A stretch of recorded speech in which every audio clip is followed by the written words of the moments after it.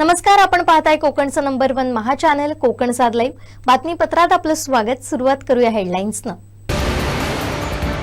लग्नाला कोकणात येणारी ट्रॅव्हल घाटात पलटी, 5 जणांचा मृत्यू। निलेश राणेंच्या मागणीची मुख्यमंत्र्यांनी घेतली दखल आणि एसटी चालकाची अरेरावी, व्हिडिओ व्हायरल। आता पाहूया सविस्तर बातम्या। एसटी चालकाच्या अरेरावीचा एक व्हिडिओ व्हायरल होतोय। परुळे चिपी येथील मनोहर चव्हाण या युवकानं त्याच्यासोबत घडलेला प्रसंग व्हिडिओच्या माध्यमातून शेअर केलाय। हा कुडाळ आगाराचा चालक असल्याची माहिती त्यानं दिली। पाहुयात नेमकं काय घडलं मनोहर चव्हाण सोबत, त्या व्हायरल होणाऱ्या व्हिडिओत आहे तरी काय। त्यांचं वय बघा किती येते, त्यांचं वय बघा किती येते, त्यांचं वय बघा, तुम्ही बोला बघूया का आपण त्यांचं वय किती येते। मग का बंद करू मी व्हिडिओ, का बंद करू सांगा, मला अक्कल आहे म्हणून सांगतो मी। मॅडम काय चुकलं माझं सांगा, तुम्ही माझं काय चुकलंय काय सांगा। कोण उभा राहिला, मी जातो। हा आपण व्हिडिओ पाहिला। मनोहर चव्हाण यांनी त्या चालकाच्या विरोधात कुडाळ आगार व्यवस्थापकांकडे तक्रार केली आहे। याबाबतचं निवेदन त्यांनी आगार व्यवस्थापकांना दिलंय। त्यांचं वय बघा किती येते, त्यांचं वय बघा किती येते, त्यांचं वय बघा, तुम्ही बोला बघूया का आपण त्यांचं वय किती येते। मग का बंद करू मी व्हिडिओ, का बंद करू सांगा, मला अक्कल आहे म्हणून सांगतो मी। मॅडम काय चुकलं माझं सांगा, तुम्ही माझं काय चुकलंय काय सांगा। कोण उभा राहिला, उतरा मी जातो। या गाडीचा ड्रायव्हर आहे, तुम्हाला आता वयस्कर ते आजोबा दाखवतो।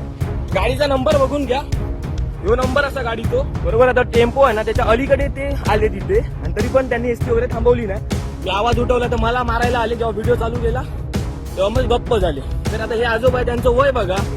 जर 2 मिनिटं एसटी थांबवली असती, हा वालावलचा बस स्टॉप आहे ना, बरं ते तिथेच आहेत, मग तिथेच त्यांनी एसटी थांबवली असती तर काय झालं असतं सांगा। मग या एसटी वाल्यांची दादागिरी का आपण घ्यायची ऐकून, बरोबर ना आजोबा। वय काय तुमचं, वय काय तुमचं वय 65। नाव कसं तुमचं? मी आता तिथनं मला एक तर दम लागतोय, मी धावत पण गाडी पकडू। बरोबर, नाव काय तुमचं आजोबा? राजेंद्र मयेकर। नमस्कार, मी मनोहर चव्हाण। चिपी या गावामधून मी कुडाळमध्ये एसटीचा प्रवास करत होतो। वालावलमध्ये अगदी 65 वर्षाचे आजोबा एसटीसाठी धावत येत होते, तरी पण ड्रायव्हरांनी गाडी थांबवली नाही। म्हणून मी म्हटलं की तुमचे जर वडील असले असते तरी तुम्ही असंच केलं असतं का, म्हणून ते मला मारायला अंगावरती धावून आले। यांच्यावरती कारवाई झालीच पाहिजे। सर्व एसटी ड्रायव्हर असे नसतात, परंतु हे असे कसे निघाले काय माहिती नाही। तर एसटी महामंडळाने यांच्यावरती त्वरित कारवाई केलीच पाहिजे। बसमधील महिला एका माणसाला चांगला चोप देत असल्याचा व्हिडिओ व्हायरल होतोय। फुल दारू पिलेला माझ्या अंगावर आठवतो। सॉरी ताई, मी काही नाही वाईट, काही नाही मी आता आहे म्हणून अहो मी काही नाही केलं, फक्त दुसरी एखादी मुलगी असते। हा व्हिडिओ आहे पुण्यातील। महिला आपल्या पती आणि मुलासोबत प्रवास करत असताना दारुड्यानं त्या महिलेची छेड काढली। ही महिला संतापली। त्या दारुड्याच्या कॉलरला पकडत तिनं चांगलंच त्याला चोपलं। तुला काय वाटलं माझ्या पोराला एक केळी दिली म्हणून तुला हे काढतं अहो नाही होत ताई। हात काढ, दत्त महाराज तुझ्याकडून आला ना प्रसाद आहे तुझ्या हातात। कुठे हात लावला तुम्हाला, कुठे हात लावला? सॉरी कोण आहे? दारू पिऊन आलेला आहे, दारू पिऊन आलेला आहे। गव्हर्नमेंटची तुझ्या बापाची गाडी आहे। ही महिला स्पोर्ट टीचर असल्याचं माहिती मिळते। आपली सुरक्षा आणि सन्मानासाठी ती महिला स्वतःच उभी राहिली। महिलेचा रुद्रावतार पाहून दारुडा नरमला। अहो मी फक्त सरका म्हटलं तुम्हाला काय ताई काय ताई हा? सॉरी म्हणलं, हे तोंडाने बोलला असता तर मी नीट बाजूला झाले असते ना। सॉरी। हात काय लावला तू माझ्या अंगाला? अहो मी जरा तुमच्यामध्ये तुमची उतराव तुमची आता बरं आणा, सॉरी म्हणलं ना। तुझ्या आई बापा हे वळण लावले। वय काय तुझं? सॉरी दीदी, हा? माझी आई। तुम्ही काय करताय? हा दारू पिऊन आलेला आहे। हा? काय कोणाला त्रास देत नाही? मला झाला आता त्रासाचं काय? काय बोलले तुम्ही? तुम्हाला अहो दादा तुम्ही इथे बस 1 मिनिट।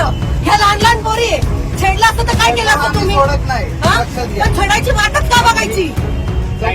हा? का बघायची? घ्या चौकीत गाडी, काय चौकीत? ऐका ना, या लहान पोरी आहे, चाल त्याच्या पुढे मी चान्सच काय देऊ तुला? ऐका ना ताई। अख्ख्या पोरीला मारायला लावेल तुला मी आता।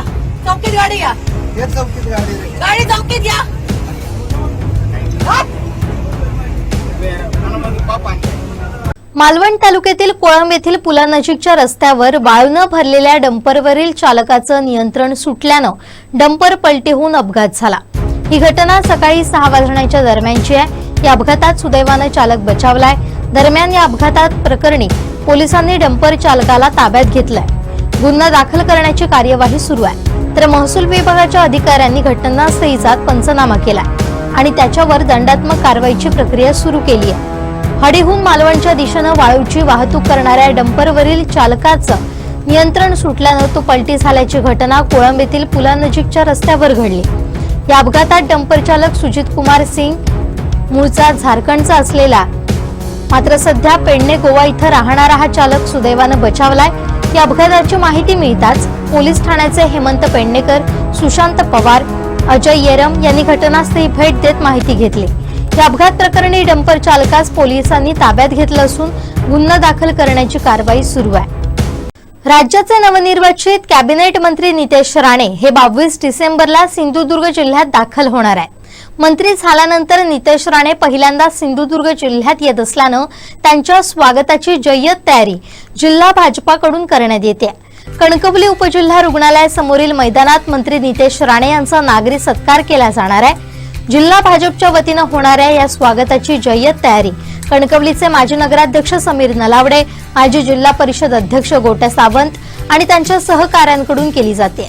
या स्वागताच्या निमित्तानं कणकवली शहरात जागोजागी मंत्री नितेश राणे यांच्या स्वागताचे भले मोठे बॅनर लागले। उपजिल्हा रुग्णालयासमोरील मैदानाच्या साफसफाईचं देखील काम आजपासून हाती घेण्यात आलंय। सिंधुदुर्ग जिल्ह्यात मंत्री नितेश राणे यांचं भव्य दिव्य स्वागत केलं जाणार आहे। या स्वागतासाठी कोणतीही कसूर राहू नये यासाठी समीर नलावडे, गोट्या सावंत यांच्याकडून पुरेपूर काळजी घेण्यात येते। नेत्रदीपक असा हा सोहळा करण्याचं नियोजन करण्यात आलंय। कणकवली शहरात या स्वागत सोहळ्याच्या निमित्तानं अनेक ठिकाणी स्वागत कमानी देखील उभारल्या जाणार आहे। उपजिल्हा रुग्णालयासमोर त्याच्यापासून शहरात जागोजागी भाजपच्या झेंड्यांनी वातावरण भाजपमय झालंय। महायुतीमधील घटक पक्ष देखील या स्वागत सोहळ्यात सहभागी होणार असल्याची माहिती माजी नगराध्यक्ष समीर नलावडे यांनी दिली। यासोबतच कणकवली शहरासह कणकवली तालुक्यामध्ये भाजपच्या बैठका घेतल्या जात आहेत। जास्तीत जास्त भाजप कार्यकर्ते, पदाधिकारी, जनता स्वागत आणि सत्कार सोहळ्यात सहभागी होणार आहेत अशी माहिती समीर नलावडे यांनी दिली आहे। मराठी माणसाला मारहाण झाली या प्रकरणी ठाकरे शिवसेनेचे नेते आदित्य ठाकरे यांनी संताप व्यक्त केलाय। माध्यमांशी बोलताना ते काय म्हणालेत पाहूया। कालची जी घटना आहे कल्याण मधली ही फक्त दुर्दैवी नाही तर संतापजनक आहे। हे सगळे जे वाद निर्माण झालेले आहेत समाजात असतील, जातीमध्ये असतील किंवा हे मराठी अमराठी वाद, खास करून गेल्या 2 वर्षात भाजपचं आणि एकनाथ शिंदेचं 2.5 वर्षाचं मागचं सरकार आणि आत्ताचं सरकार ह्या वादाला जास्ती कुठेतरी प्रोत्साहन देते का हे पाहणं गरजेचं आहे। आठवण करा, गेल्या 2-2.5 वर्षामध्ये असे अनेक वाद झाले जिथे हाऊसिंग सोसायटीमध्ये मराठी माणसाला परवानगी देत नव्हते। तुम्ही मांस खाता, मटण खाता, मच्छी खाता, तुम्हाला आमच्या हाऊसिंग सोसायटीमध्ये घर देणार नाही। मागच्याच मला वाटतं महिन्यामध्ये एका महिलेला दक्षिण मुंबईत हे देखील सांगितलं गेलं की तुम्ही मारवाडीत बोला किंवा हिंदीत बोला, कारण आता भाजपचं राज्य आलेलं आहे। ठीक आहे, राज्य कोणाचंही असो, पण हा महाराष्ट्र, आमची मुंबई, आमचं नागपूर, आमचं पुणे असेल, प्रत्येक जिल्हा हा मराठी माणसाचाच आहे। बघा, मी सत्य बोलतोय, घंटी देखील वाजलेली आहे। तुमची बाजू द्या, म्हणजे दाखवा ही आमच्या राज्याची राजधानी आहे मुंबई, नंतर या देशाची आर्थिक राजधानी आहे। ठीक आहे, अनेक लोक, अनेक वेगळ्या भाषेची लोक आमच्या राज्यात वर्षानुवर्ष येत आहेत, मिसळून राहत आहेत आणि कुठेही काही त्रास होत नव्हता कोणालाही, ना त्यांना होत होतं ना आम्हाला होत होतं। आनंदाने राहा, आमच्या राज्यात येऊन राहा, आमचे येऊन राहा, कोणालाही काही दुखवण्याचं कारण नाहीये। पण जेव्हा कोणीतरी कालसारखा आमच्यावर मस्ती दाखवतो, मास दाखवतो, तिथे मग आमच्या तरुणांनी त्यांना न्याय दिला, न्यायाचा हात कसा असतो हा दाखवला, तर मध्ये मग कोणी पोलिसांनी येऊ नये, मध्ये ह्यांना अडवायला येऊ नये। काल जसं त्या मराठी माणसाने तिथे मारलेलं आहे, हत्यारं चालवली त्याच्यावर, तसंच कालच्या त्या जो कोण शुकला होता ना, त्याचं तोंड कोणी सुजवलं, हातपाय कोणी तोडले, तर मग मध्ये पोलिसांनी येऊ नये। मी आज मुख्यमंत्री महोदयांना ही विनंती करणार आहे की मला वाटतं हे एमटीडीसी मधलं कोणीतरी आहे माणूस, व्यक्ती आहे, जो मराठी माणसाला मास दाखवत होता, रात दाखवत होता काल, त्याला तातडीने एक तर बडतर्फ करावं आणि हे पार्सल जिथून आलंय त्याला डिपोर्ट करून जिथून पार्सल आलं तिथे पाठवावं। हे जे वाद आहेत हे आमच्या महाराष्ट्रात भाजपचं सरकार येण्यापूर्वी कधीही नव्हते. हा मास कधी नव्हता. अनेक भाषिक लोक इथे राहतात, आमच्या मुंबईमध्ये राहतात, महाराष्ट्रात राहतात. हे वाद कधी नव्हते. पण हे व्हेज नॉनव्हेज, आमच्या सोसायटीमध्ये मराठी माणसाला घर नाही, इथे नॉनव्हेजचं रेस्टॉरंट उघडू शकत नाही, कुठून सुरू झालंय? होय, आमच्या हिंदुत्वात, आमच्या प्रथा परंपरेत आम्ही मटन मांस मच्छी खातो ना. कोणी एवढं वर्ष काही अडवत नव्हतं. मागता व्हेजिटेरियन सोसायटी कशाला? आज आमची मागणी ही आहे की कालचा जो वाद झाला त्यालाच पकडून मुंबईमध्ये असेल किंवा आपल्या राज्यात कुठच्याही जिल्ह्यात असेल, कुठच्याही शहरात असेल, व्हेज सोसायटी जर कोणी करायला गेलं तर त्याची ओसी रद्द केली पाहिजे. मराठी माणसाला जर घर दिलं नाही त्याची ओसी रद्द झाली पाहिजे. त्या हाऊसिंग सोसायटीवर कारवाई झाली पाहिजे. जर कोणी आपल्या मराठी माणसाला दाबण्याचा प्रयत्न केला तर महाराष्ट्र द्रोहाचा गुन्हा त्याच्यावर दाखल झालाच पाहिजे.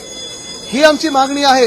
आणि जर कोणी दादागिरी करू इच्छित आहे तर त्याला पोलिसांनी दांडका काय असतो हे दाखवणं लगेच गरजेचं आहे. ही आमची मागणी आहे. आणि मला पूर्ण खात्री आहे की जर हे मुख्यमंत्री महाराष्ट्रप्रेमी असतील, ह्या मातीतले असतील, तर आमच्या मागणीला ते मान देऊन तो कायदा महाराष्ट्रद्रोहाचा आणतील. वेंगुर्ला इथं बॅरिस्टर नाथपै समुदाय केंद्रात आढावा बैठकीत राज्य महिला आयोगाच्या अध्यक्षा तथा राष्ट्रवादी काँग्रेस महिला प्रदेशाध्यक्ष रुपाली चाकणकर यांनी महिलांना मार्गदर्शन केलं. या मेळाव्याला महिला मोठ्या प्रमाणात उपस्थित होत्या. यावेळी राष्ट्रवादी महिला जिल्हाध्यक्ष प्रज्ञा परब यांच्या हस्ते रुपाली चाकणकर, पक्ष निरीक्षक डॉक्टर निशा दाभोलकर यांचा भेटवस्तू देऊन सन्मान करण्यात आला. यावेळी राष्ट्रवादी काँग्रेसचे पदाधिकारी, महिला पदाधिकारी उपस्थित होते. मातृशक्तीची सुरक्षितता हा जिल्हा जोपासतो याबाबत मला अभिमान आहे, असं प्रतिपादन राज्य महिला आयोगाच्या अध्यक्ष रुपाली चाकणकर यांनी वेंगुर्ला इथं बोलताना केलं. या भागामध्ये प्रत्येक कार्यकर्त्यांना आपल्याबरोबर जोडून ठेवणं, माणसांना आपल्याबरोबर जोडून ठेवणं हीच खरं तर मला असं वाटतं कोकणवासियांची खासियत आहे. आणि कोकणचा माणूस फार शांत, नम्र आणि सगळ्यात विशेष म्हणजे मला एका गोष्टीचं फार मनापासून कौतुक वाटलेलं तिथे की राज्य महिला आयोगाचे अध्यक्ष म्हणून गेले 3 वर्षामध्ये मी सातत्याने हा महाराष्ट्र फिरते, राज्याचा आढावा घेते. पण रायगड, रत्नागिरी आणि सिंधुदुर्ग या भागामध्ये इतर जिल्ह्याच्या ज्या महिला अत्याचाराच्या घटना आणि त्यांचं प्रमाण आहे त्या मानाने या 3 जिल्ह्याचं प्रमाण फार कमी आहे. आणि मुळातच आपल्याला भारतरत्न डॉक्टर बाबासाहेब आंबेडकर असेल, गंगाधर टिळक असतील आणि या सगळ्या विचारांचा वारसा तुम्हाला लाभलेला आहे. आणि त्यामुळे तुमच्यामध्ये एक वैचारिक जडणघडण आहे की मातृशक्तीचा सन्मान करायचा हा तुमचा विचार आहे आणि तो तुम्ही प्रत्यक्ष कामगार करता. त्याच्यामुळे इकडे बालविवाह कमी आहे, गर्भनिधन चाचणी करणं आणि स्त्रीभ्रूण हत्या करणं याचं प्रमाण कमी आहे, महिला अत्याचाराचं प्रमाण कमी आहे. अतिशय सुरक्षित असा हा भाग आहे. आणि म्हणून मला रायगड, रत्नागिरी आणि सिंधुदुर्ग वासियांना मनापासून धन्यवाद द्यायचे. एक सुरक्षितता एका मातृशक्तीची महिलांची आपण जोपासली आणि म्हणून मला त्या गोष्टीचं समाधान वाटतं. जनसुनावणीच्या निमित्तानं देखील फार काही अशा क्रिमिनल केसेस किंवा फार मोठ्या अत्याचाराच्या घटना या 2 दिवसामध्ये माझ्याकडे आल्या नाही. आजच्या काही केसेस आल्या त्याच्यामध्ये फार किरकोळ कारकोळ अशा कौटुंबिक समस्या होत्या. एक समस्या तर अगदी अशी होती की दोघं नवरा बायको आमच्या समोर आले. मी कलेक्टर साहेब आणि SP साहेब बसलो होतो आमच्या पॅनलवर. त्यानंतर मी म्हटलं तुमची काय तक्रार आहे? त्यांनी सांगितलं मी फोन केला तर माझी बायको फोन घेतली. इतकीशी तक्रार होती आणि 2 मिनिटं त्यांचं काउन्सिलिंग केल्यानंतर त्यांच्या बायकोने मान्य केलं ठीक आहे मी कामावर जाते पण कामात असताना सुद्धा फोन केला आणि झालं. इतकीशी समस्या होती त्यांची, तो विषय सुटला. म्हणजे कोकणवासी जास्त ताकद पण नाही. म्हणजे सांगायचं त्याचबरोबर की 2 मिनिटांमध्ये त्यांनी काउन्सिलिंगच्या माध्यमातून मान्य केलं नको आता आम्ही भांडणार नाही, वाद घालणार नाही, विषय संपला. त्याच्यामुळं समजूतदार करणं किंवा समजून केलं ही एक खासियत आपल्या सगळ्यांची आहे. आणि म्हणूनच कदाचित 3 वाजता येऊन सुद्धा 6 वाजेपर्यंत इतक्या प्रेमाने तुम्ही बसलाय त्याचं मला कौतुक वाटतं. नाहीतर आमचे पुणेकर 3च्या वेळेत 4 वाजेपर्यंत नाही आले तर चालू आम्ही करतो, तुम्ही तुमचा कार्यक्रम करा. पण इतक्या वेळ झाला आपण सगळे थांबलेत. पुण्याच्या एकदा मी सगळ्यांना मनापासून धन्यवाद देते. संघटनेच्या माध्यमातून आपण सर्वजण काम करतो. संघटना म्हणजे काय की आपल्याला जो पक्ष त्याचा विचार त्याचा विचार पटतोय आणि तो आपल्याला भावतोय त्या विचार आपल्याला मानाला खऱ्या अर्थानं पुढे घेऊन जाणार असतो त्या विचाराशी आपण जोडले जातो. आदरणीय राज्याचे उपमुख्यमंत्री आदरणीय अजितदादा, प्रांताध्यक्ष आदरणीय सुनील तटकरे साहेब, राष्ट्रीय कार्याध्यक्ष आदरणीय प्रफुल्ल पटेल यांच्या मार्गदर्शनाखाली आपली महिला संघटना काम करते.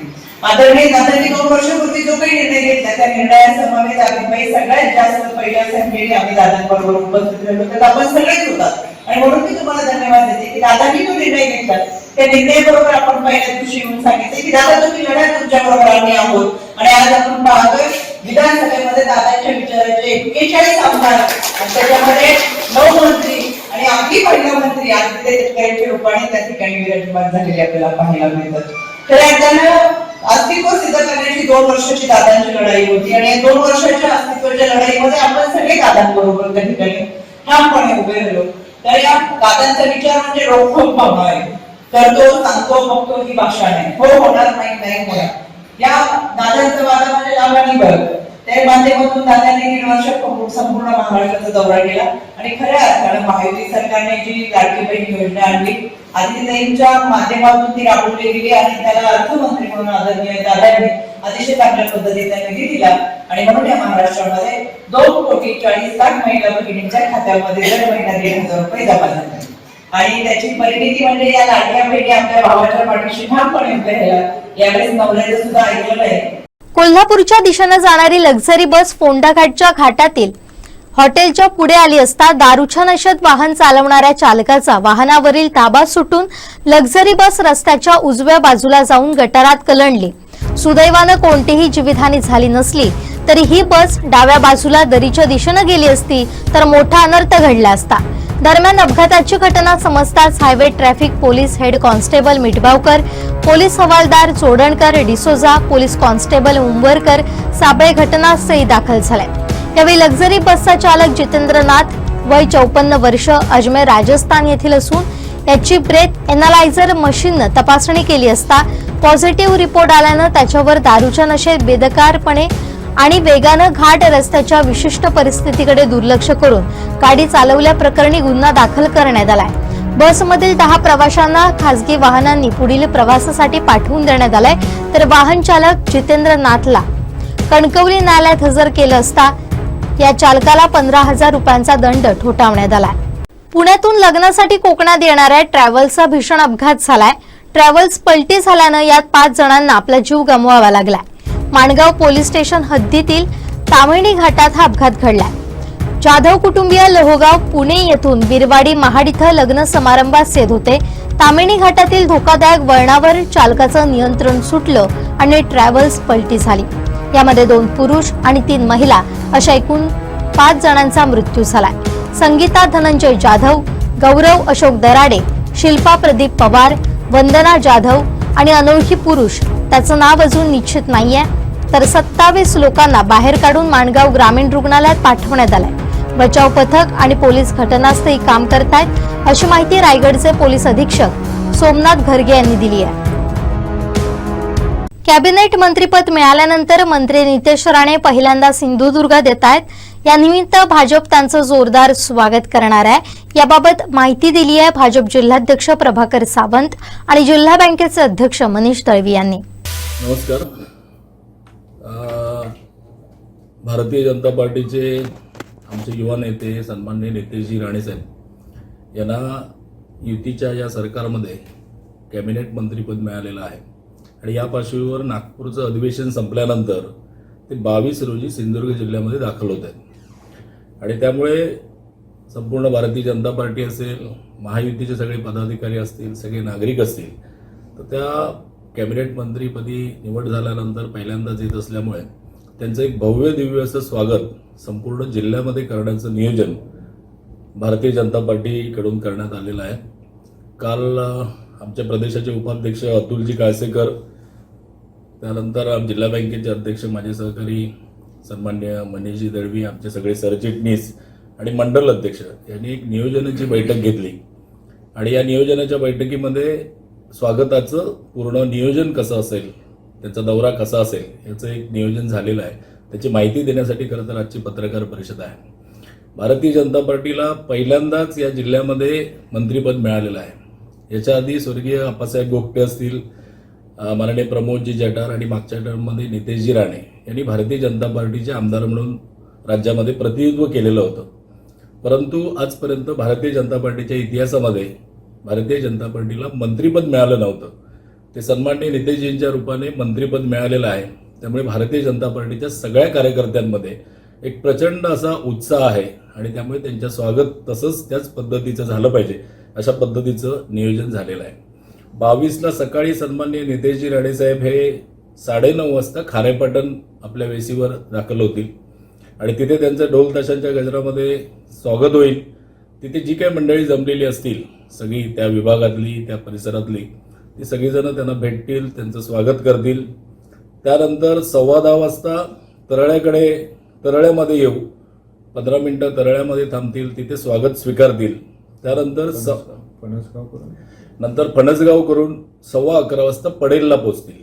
पडेलला त्यांचं स्वागत वगैरे झाल्यानंतर 12 वाजता सन्माननीय मंत्री महोदय देवगडला पोहोचतील, तिथे त्यांचं एक जंगी स्वागत होईल. 12:45ला तळे बाजारला स्वागत होईल. 1:15 वाजता शिरगावला स्वागत होईल. 1:45 नांदगाव करून त्यानंतर 2:30 वाजता बरोबर ते भारतीय जनता पार्टीच्या वसंतस्मृती येथील जिल्हा कार्यालयामध्ये दाखल होतील. जिल्हा कार्यालयामध्ये आपल्या छत्रपती शिवाजी महाराजांचा ओरोसच्या पुतळ्याला पुष्पहार अर्पण करून ते कार्यालयामध्ये दाखल होतील. कार्यालयामध्ये आपली जी भारतीय जनता पार्टीची संस्थापक मंडळी आहे त्यांच्या प्रतिमांना पुष्पहार अर्पण करतील. भारतीय जनता पार्टीच्या जिल्हा कार्यालयाच्या वतीने त्या ठिकाणी त्यांचा सत्कार होईल आणि त्यानंतर 3 वाजता जिल्हा बँकेमध्ये ते भेट देतील. जिल्हा बँकेचे ते विद्यमान संचालक आहेत आणि जिल्हा बँकेच्या दृष्टीने सुद्धा आपल्या एक संचालक मंत्री आणि कॅबिनेट मंत्री झाल्याचा एक आनंद आहे. तर जिल्हा बँकेमध्ये त्यांचं स्वागत होईल. त्यानंतर ते बांद्याकडे रवाना होतील. 4 वाजता बांद्यामध्ये त्यांचं एक भव्य दिव्य असं स्वागत होईल. 4:45 दोडामार्ग भारतीय जनता पार्टीच्या कार्यालयामध्ये त्यांचं स्वागत होईल आणि 7 वाजता पुन्हा ते कणकवलीत दाखल होतील. 7 ते 9 या वेळेमध्ये कणकवलीमध्ये एक भारतीय जनता पार्टीच्या वतीने आणि सगळ्या नागरिकांच्या वतीने मंत्री महोदयांचा नागरी सत्कार भव्य दिव्य असा आयोजित केलेला आहे. भारतीय जनता पार्टीच्या कार्यालयाच्या समोरचं जे पटांगण आहे त्या पटांगणामध्ये मोठ्या शामियान्यामध्ये त्यांचा त्या ठिकाणी नागरी सत्कार होईल आणि त्यानंतर सगळ्यांच्या भेटीगाठी होतील आणि नंतर मग त्यांचे काही वैयक्तिक कार्यक्रम आहेत संध्याकाळी तर ते कार्यक्रम करतील. हा काही तालुक्यांना भेट देण्याचा कार्यक्रम त्या दिवशीच्या नियोजित वेळेप्रमाणे झालेला आहे.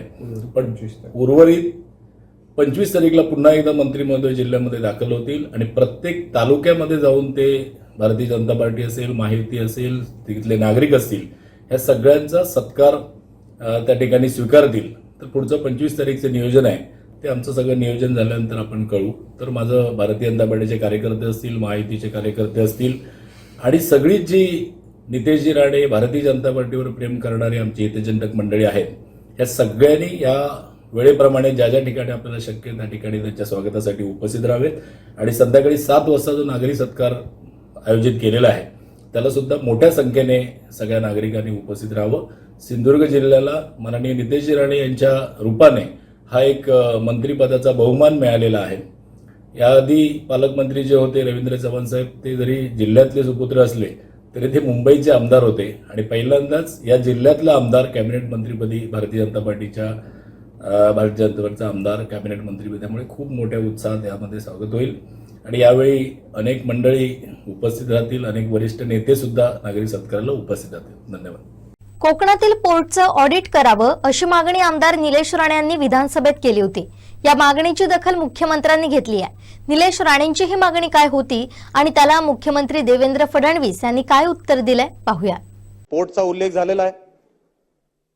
आज कोकणामध्ये आम्ही किनारपट्टीची आमची सगळी मतदारसंघ अध्यक्ष महोदय आपणही कोकणातून आहात.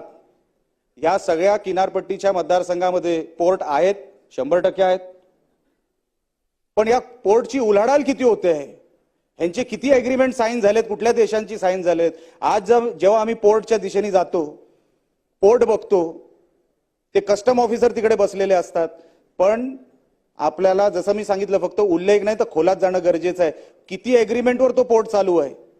जेव्हा एग्रीमेंट झाली सरकार बरोबर तेव्हा सरकारला काय काय सांगितलं होतं की आम्ही काय काय देणार आहोत तो पोर्टच्या नावाखाली, आणि आता तिकडे काय आहे अस्तित्वामध्ये ह्याचं कधीतरी ऑडिट झालं पाहिजे. निलेश राणेजींनी मुद्दा मांडला होता पोर्ट्सच्या संदर्भात आणि विशेषतः कोकण किनारपट्टीवरील पोर्टच्या संदर्भातला. एकतर त्यांनी ही देखील मागणी केली की त्याचं ऑडिट झालं पाहिजे. निश्चितपणे मागच्या काळामध्ये हे सगळे पोर्ट्स आणि त्यासोबत 700 पेक्षा जास्त लँडिंग पॉइंट्स आहेत. या लँडिंग पॉइंट्सला कसं मॅन करता येईल या संदर्भातला एक आराखडा आपण तयार केलेला आहे आणि त्यातनं अधिक सुरक्षित अशा प्रकारचं वातावरण कसं तयार करता येईल हा आपला प्रयत्न आहे. महायुती सरकारनं विधानसभा निवडणुकीत लाडकी बहीण योजनेचा हप्ता 1500 वरून 2100 करू असं आश्वासन दिलं होतं. त्यामुळे आता ही रक्कम कधी खात्यात येणार याची प्रतीक्षा लाडक्या बहिणींना आहे. याबाबत काय म्हणालेत मुख्यमंत्री देवेंद्र फडणवीस पाहूया. आज या निमित्ताने या सभागृहाला आश्वस्त करू इच्छितो, कोणतीही शंका मनात ठेवू नका. जी जी आश्वासनं आम्ही दिलेली आहेत, ज्या ज्या योजना आम्ही सुरू केलेल्या आहेत, एकही योजना आम्ही बंद होऊ देणार नाही. ज्या लाडक्या बहिणींनी महायुतीवर प्रेम दाखवलं, हे अधिवेशन संपल्याबरोबर डिसेंबर महिन्याचा हप्ता त्यांच्या खात्यामध्ये आम्ही टाकतो. आणि काहीच बदल नाहीये. नाना, मी या ठिकाणी स्पष्ट करू इच्छितो, कुठलेही नवीन निकष नाहीत. आता तर सगळ्यांनाच टाकतो. पण ॲपरंटली असं लक्षात येत आहे की काहींनी 4-4 खाती उघडलेली आहेत. तर जसं समाजामध्ये चांगल्या प्रवृत्ती असतात, त्याच्या काही वाईट प्रवृत्ती असतात. एखादी योजना जर चुकीच्या पद्धतीने कोणी वापरत असेल तर जनतेचा पैसा आहे, तुमची आमची सगळ्यांची जबाबदारी आहे की तो योग्य प्रकारे गेला पाहिजे. आता मागच्या काळात आम्हाला लक्षात आलं, माणसानीच 9 खाती काढली. आता त्याला लाडकी बहीण म्हणायचं कसं? पण लाडका भाऊही म्हणू शकत नाही, कारण बहिणींच्या पैशावर डल्ला मारतो तो लाडका भाऊ कसा? त्यामुळे असे जे आहेत, त्यामुळे शेतकऱ्यांच्या संदर्भात आम्ही दिलेली आश्वासनं असतील, युवांच्या संदर्भात दिलेली आश्वासनं असतील, ज्येष्ठांच्या संदर्भात दिलेली आश्वासनं असतील, समाजातल्या वंचितांच्या संदर्भात दिलेली आश्वासनं असतील, ही सर्व आश्वासनं या ठिकाणी आम्ही पूर्ण करणारच आहोत. आमचे मित्र भास्करराव या ठिकाणी नाही. देवगडकरांसाठी आनंदाची बातमी. सरत्या वर्षाला निरोप आणि नववर्षाचं स्वागत जल्लोषात करण्याची संधी आहे. देवगड तालुका व्यापारी पर्यटन संस्था देवगड आयोजित जल्लोष 2024चं आयोजन देवगड बीच इथं करण्यात आलंय. गणपती गजानन महाराजा, गणपती रामेश्वर कुंडकेश्वर ब्राह्मणदेव महाराजा. अलगाप्रमाणे यावर्षी सुद्धा जल्लोष समिती आणि पर्यटन जल्लोष समिती आयोजित नववर्षाचं स्वागत म्हणजे जल्लोषचं आयोजन करतो महाराजा. पावन करून दे महाराजा. जे काय अडचणी येतील, क्लेश पिढ्या येतील, तुझ्या पायामुडी घाल.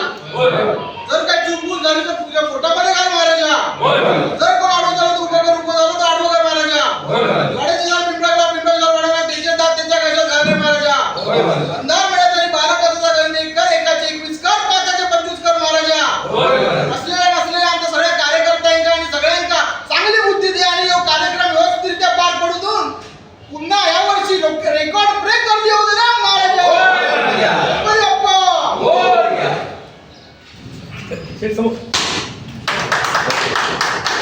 देवगड तालुका व्यापारी पर्यटन संस्था देवगड आयोजित जल्लोष नववर्षाचं स्वागत यावर्षी दिनांक 30 व 31 डिसेंबर 2024 रोजी साजरा होत आहे. त्यानिमित्ताने आज जल्लोष ऑफिसचं उद्घाटन झालं आहे. या समारंभासाठी उद्घाटक देवगडचे प्रथित यश मेडिकल व्यावसायिक सुनीलभाई कुलकर्णी यांच्या हस्ते आज उद्घाटन पार पडलेलं आहे. आणि 30 आणि 31 डिसेंबरला जो कार्यक्रम होणार त्याची थोडक्यात मी माहिती देतोय. 30 डिसेंबर 2024 रोजी सायंकाळी 7 वाजता आपले महाराष्ट्र राज्याचे कॅबिनेट मंत्री माननीय आमदार नितेशजी राणे साहेब यांच्या हस्ते उद्घाटन होईल. त्या उद्घाटनासाठी माननीय प्रकाशजी गायकवाड हे सुद्धा उपस्थित असतील. त्याचप्रमाणे देवगड जामसंडे च्या नगरपंचायत नगराध्यक्षा श्रीमती प्रभू मॅडम, पोलीस निरीक्षक पोलीस स्टेशन देवगड, माननीय तहसीलदार साहेब आणि इतर मान्यवर उपस्थित असतील. त्यानंतर उद्घाटन कार्यक्रम म्हणून स्थानिक कलाविष्कार होईल 7 ते 9 या वेळेत. त्यानंतर ऑर्केस्ट्रा बेधुंद हा 9:30 वाजता होईल. त्यात सूर नवा ध्यास नवा फेम संज्योती जगदाळे ह्या गायिका म्हणून येणार आहेत. त्याचप्रमाणे गोवा आयडॉल समृद्ध चोडणकर आणि सिंधू संकल्प कुडाळ चे डान्स परफॉर्मन्स होणार आहे. दिनांक 31 डिसेंबर 2024 रोजी सायंकाळी 7 ते रात्री 9 वाजेपर्यंत स्थानिक कार्यक्रम होतील. त्यात डान्स होतील, त्यानंतर गायन होईल वगैरे, आणि त्यानंतर रात्री 9:30 वाजता ऑर्केस्ट्रा जल्लोष होईल. त्यात पार्श्वगायिका अक्षता सावंत ह्या येणार आहेत. त्यात आणखी गायक म्हणजे संगीतकार आणि गायक स्वप्नील गोडबोले हे आपल्याला येणार आहेत. त्याचप्रमाणे विभा कलगुंडी असे अनेक मान्यवर गायक येणार आहेत. त्याचप्रमाणे रात्री 12 वाजता फटाक्यांची जल्लोषपूर्ण आतषबाजी होईल. यासोबतच आपल्याला फूड स्टॉल, लज्जतदार फूड स्टॉल आणि विद्युत रोषणाई ह्यांचेही देखावे बघायला मिळतील. त्याचप्रमाणे रात्री 2 नंतर हा कार्यक्रम समाप्त होईल. उत्कृष्ट कार्यकर्ता संजय दुरे स्मारक दरवर्षी जो जल्लोष उत्कृष्ट कार्यकर्ता पुरस्कार दिला जातो, तो यावर्षी आपल्या सर्वांच्या मते स्वर्गीय संजयजी धुरी यांच्या नावाने तो दिला जाणार आहे, आदर्श कार्यकर्ता. आणि स्टॉलसाठी कोणाशी नेमका संपर्क साधायचा? स्टॉलसाठी Shri Dayalji Gavkar, Sai steel mart, Devgad S T stand समोर यांची संपर्क साधायचा. शेवटी ठळक घडामोडी पुन्हा एकदा. लग्नाला कोकणात येणारी ट्रॅव्हल घाटात पलटी, 5 जणांचा मृत्यू. निलेश राणेंच्या मागणीची मुख्यमंत्र्यांनी घेतली दखल. आणि एसटी चालकाची अरेरावी, व्हिडिओ व्हायरल. बातमीपत्रात वेळ झाली इथेच थांबण्याची. पाहत रहा कोकणचं नंबर 1 महा चॅनल कोकण साध लाईव्ह. धन्यवाद.